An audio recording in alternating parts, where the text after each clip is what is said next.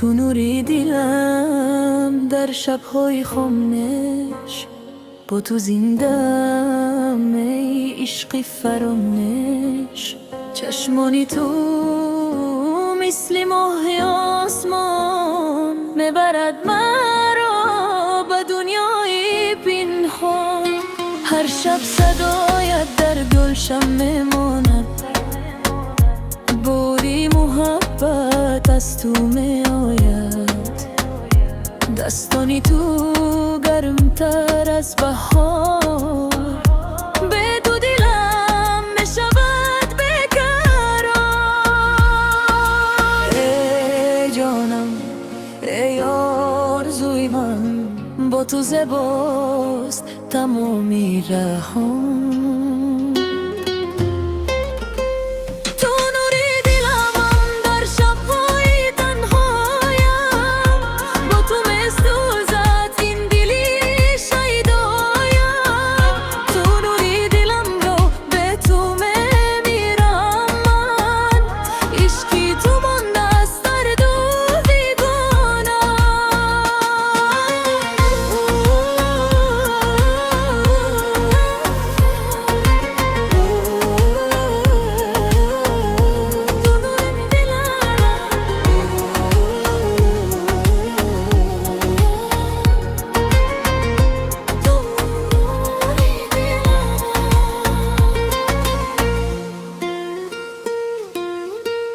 بارم میبارد قلچه ها خاموش، من میمانم با یک دلی پر از دوست.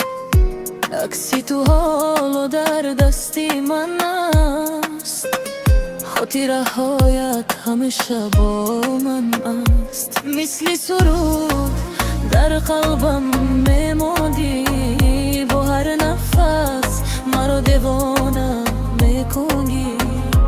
ای محبوبی من تو آرامی جان، به تو شبهایم همه بینی نشان. شاید روز باز بیابی، دستی مرا آرام بگیری. من تا حالا دوستت دارم، با این دلی تنهای و خستم. تو نوری دلم من در شبهای تنهایم، با تو مثل رزت این دلی شیدایم. تو نور و دلم من به تو میمیرم من، عشقی تو مانده است در روح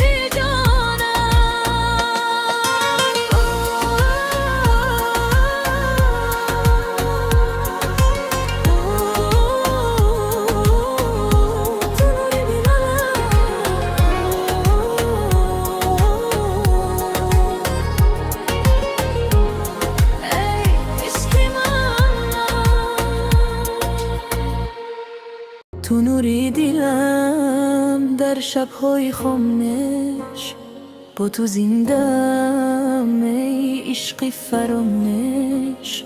چشمانی تو مثل ماه آسمان، میبرد مرا به دنیای پنهان. هر شب صدایت در گلشم میماند، بوری محبت از تو می آید.